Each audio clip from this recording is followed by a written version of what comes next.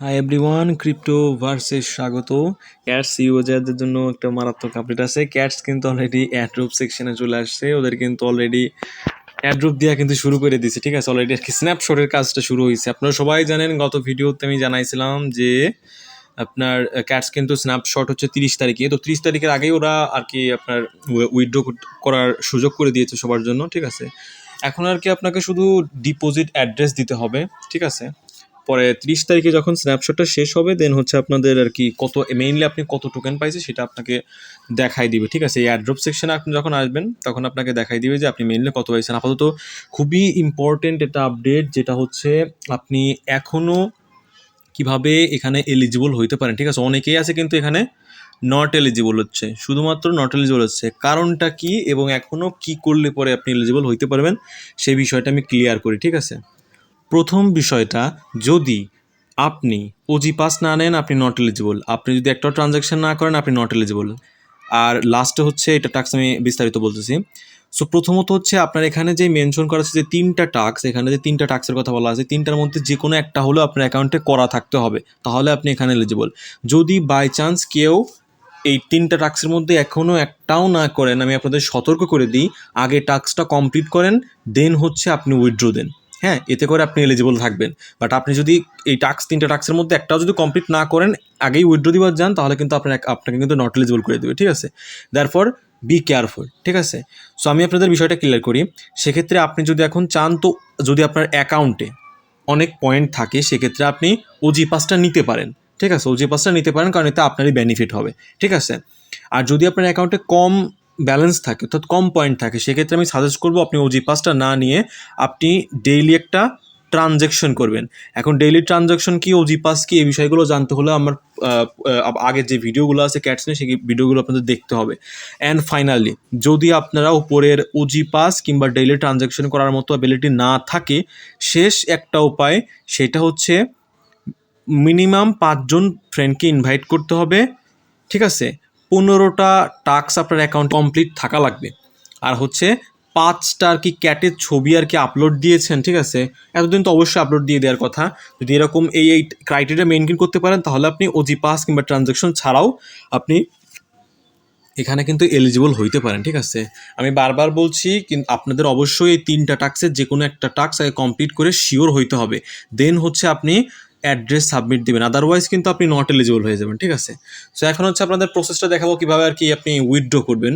ওকে, so আপাতত cats withdraw চালু আছে হচ্ছে আপনার বিটগেটে, ঠিক আছে। বিটগেটে 2 লক্ষ ফার্স্ট কাম ফার্স্ট, অর্থাৎ প্রথম 2 লক্ষে ইউজার যদি বিটগেটে উইথড্র করে, সেক্ষেত্রে ওরা 30,000 ক্যাটস এক্সট্রা পাবে, ঠিক আছে। 30,000 ক্যাশ এক্সট্রা পাবে, সেক্ষেত্রে আপনারা বিটগেটে দিতে পারেন।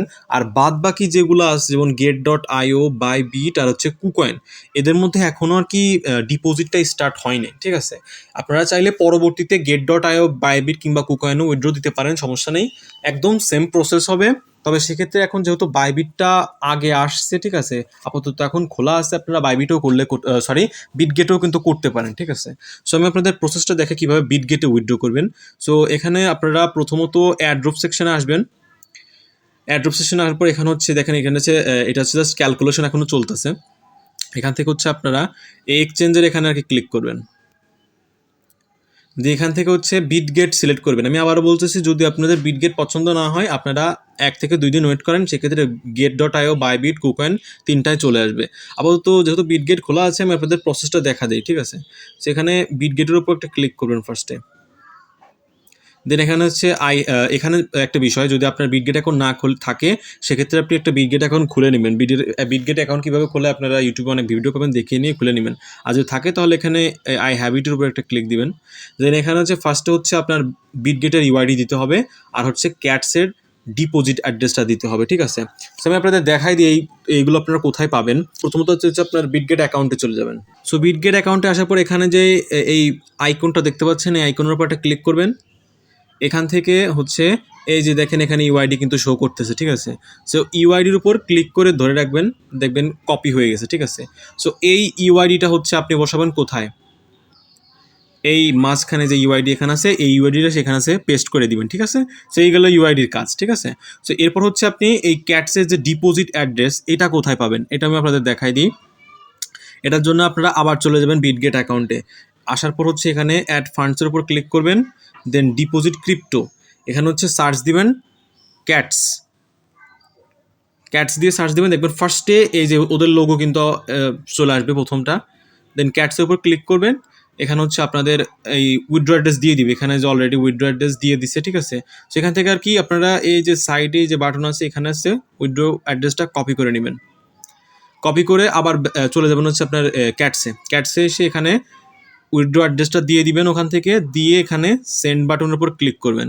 এখানে সেন্ড বাটনের উপর ক্লিক করার পর তো এখানে হচ্ছে আপনাদের উইথড্র করার পর আপনার এরকম একটা পেজে নিয়ে আসবে, যেখানে হচ্ছে আপনার এখানে দেখাবে হচ্ছে আপনার ওই যে পয়েন্টগুলো এখনও ক্যালকুলেশন চলতেছে। এটা ক্যালকুলেশন শেষ হচ্ছে 30 তারিখ, স্ন্যাপশটের শেষ দিন। ওই দিনকে হচ্ছে আপনার যখন আপনি অ্যাপের মধ্যে ঢুকবেন দেখবেন হচ্ছে আপনার এখানে কতটুকু আপনি টোকেন পাইছেন এটা এখানে শো করবে, ঠিক আছে।